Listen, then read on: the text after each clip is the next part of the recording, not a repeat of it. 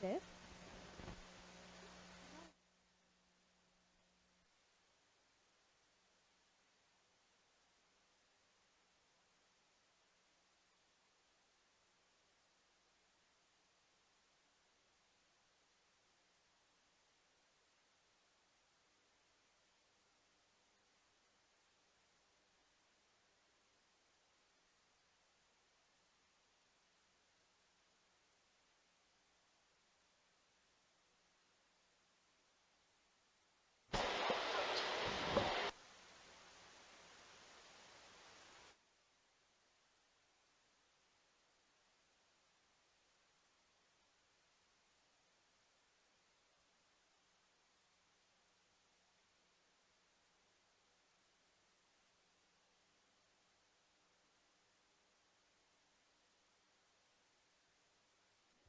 All right.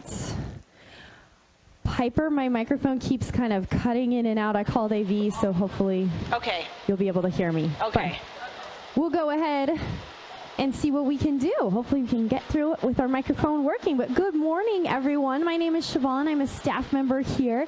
And this is our penguin habitat. These are actually African penguins, so they do live in Africa.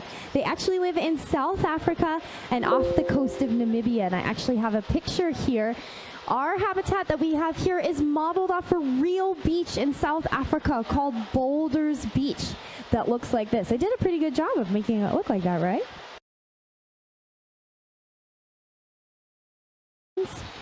Yeah, what does it mean? It means they might go extinct.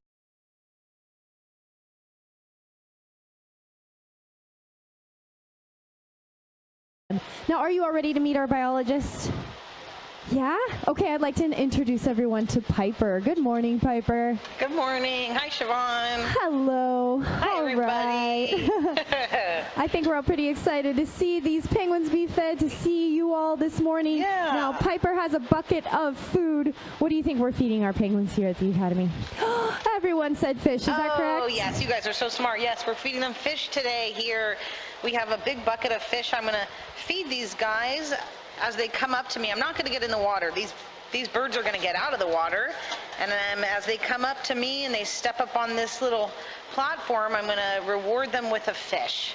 All right, excellent. So they get rewarded with a fish. So we want to get them on that platform because it actually represents a scale for weighing them. Now, why would we want to know how much these penguins weigh? Any ideas? Yeah.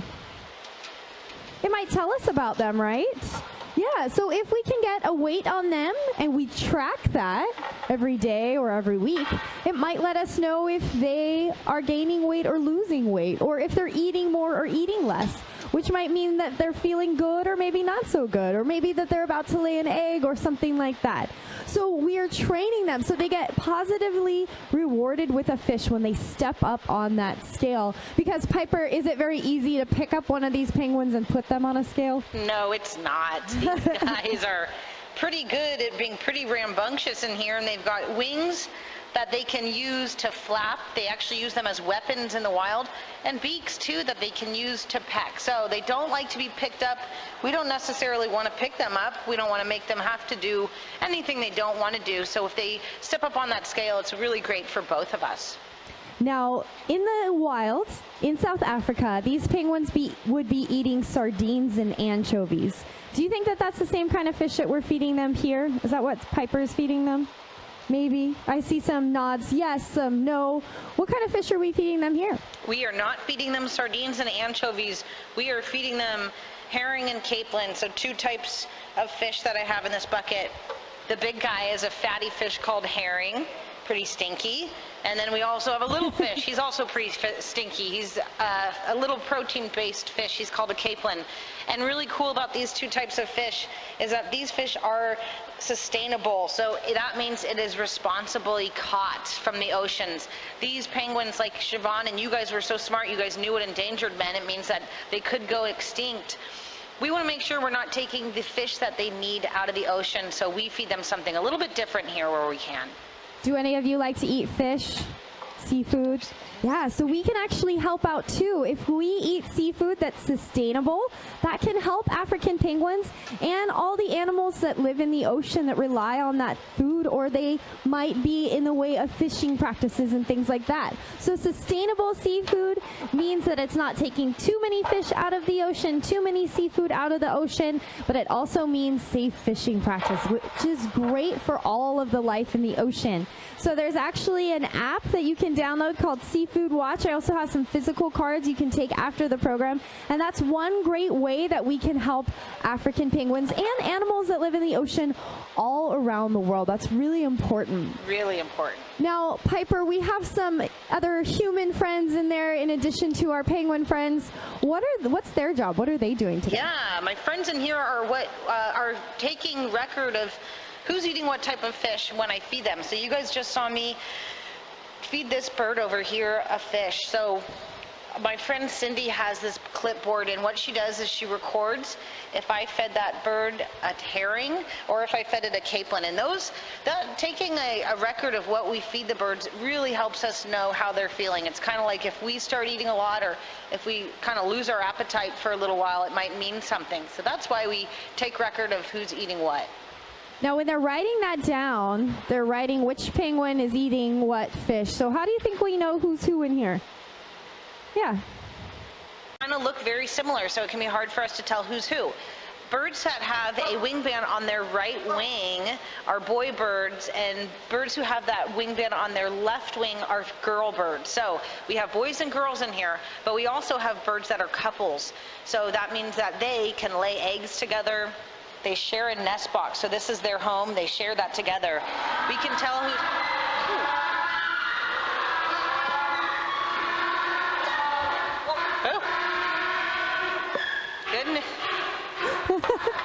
Goodness gracious, did you guys hear that? Do you hear the penguin sounds? Those were the penguins talking. So loud. They are talking to each other, and that's what these birds do. They live on a beach, and they have to be able to be really loud so they can call to each other. So that sound you guys just called was two of the birds talking to each other.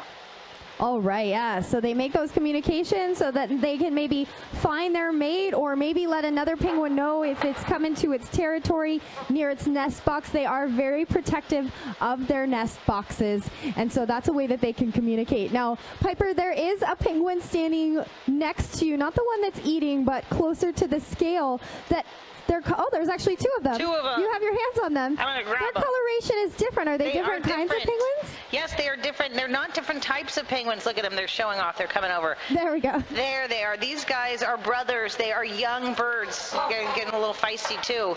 These are two young boy birds in here. They actually hatched here. They might start fighting. They have a little bit of sibling rivalry, trying to discourage that. They were hatched here last year. Their parents are this couple right here with the green band. They live in this nest box. So what happens is these birds can actually lay eggs, and they have chicks. So like we were talking about, these birds are endangered. They're not doing so well in the wild. If we can have birds here in zoos and aquariums, hopefully one day we can release them out into the wild. But right now what you're seeing are two young boys, 10 months old, in about a year. At about a year and 2 months, they will molt. That means they'll get rid of all their feathers, and then they're growing a new set of feathers, and they'll look just like the adults here. Now, Piper, since these penguins live with us here at the museum, how are they able to find a mate so they might be able to have any penguin chicks? That's an excellent question, and they don't do it on their own. We really help them out. What we do is we work with all the zoos and aquariums who have this type of penguin, the African penguin, which is quite a bit in the States. About 50 different zoos and aquariums work together, and we work together every year. We match them up based on their genes. So we want to have very diverse birds, different birds having chicks, so we have very healthy animals.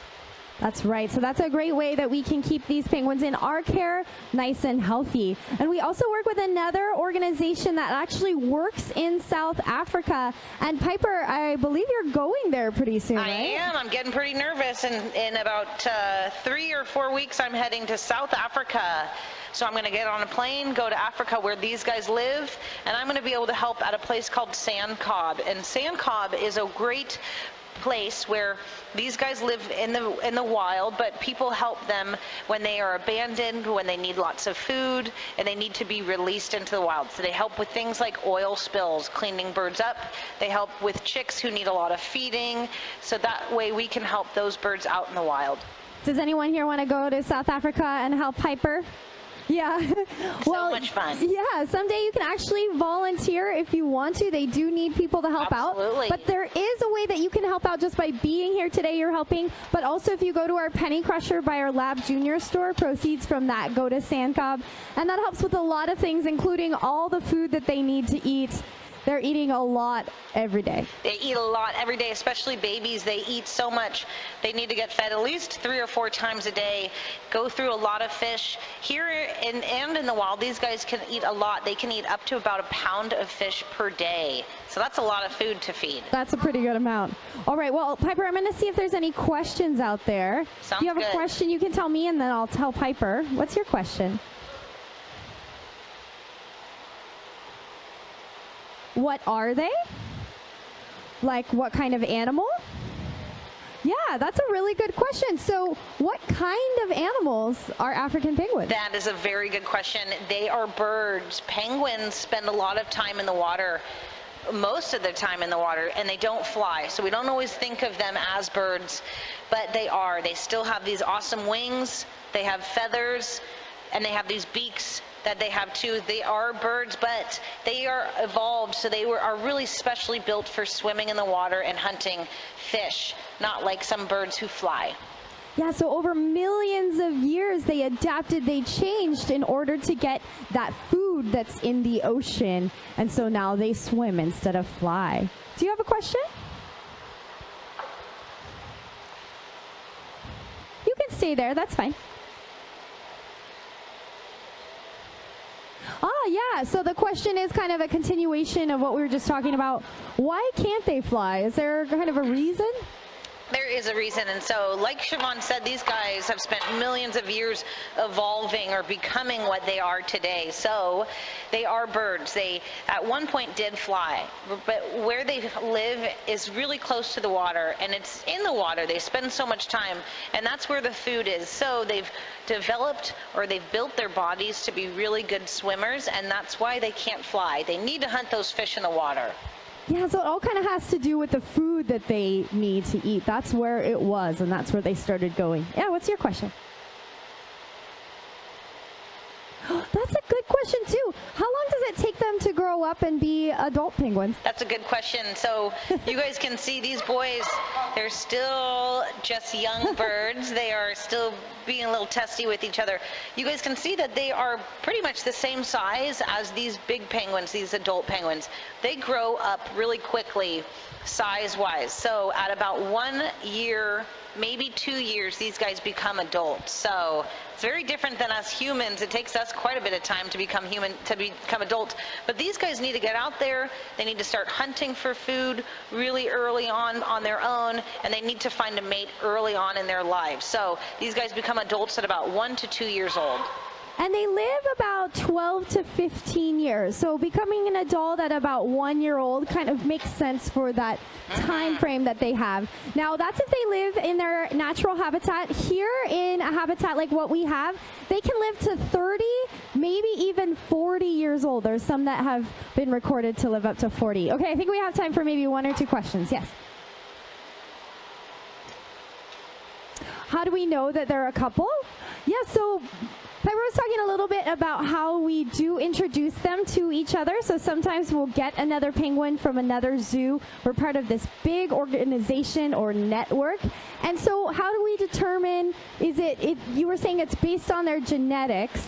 And so then, yeah. It's based on birds who are very different from each other. So birds whose parents are a lot different from their other parents. So we pick their mates for them.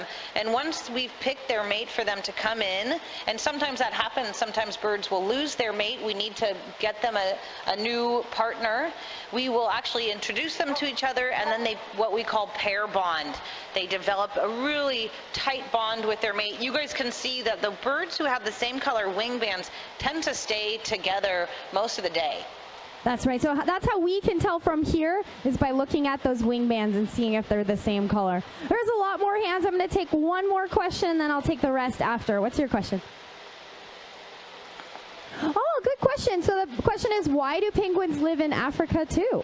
Great question. So we tend to think of these guys as birds who live in the really snowy, chilly environment. And it's really cool that we have these guys here, because penguins, there's about 18 species of penguins, so 18 different types. Many of them don't live where it's cold and icy. They all live in the southern hemisphere of the world, which means the bottom half, but much of that half isn't cold, and so these guys actually have evolved to live in a warm place. All right, yeah, so lots of different penguins. There's about 18 different kinds of penguins.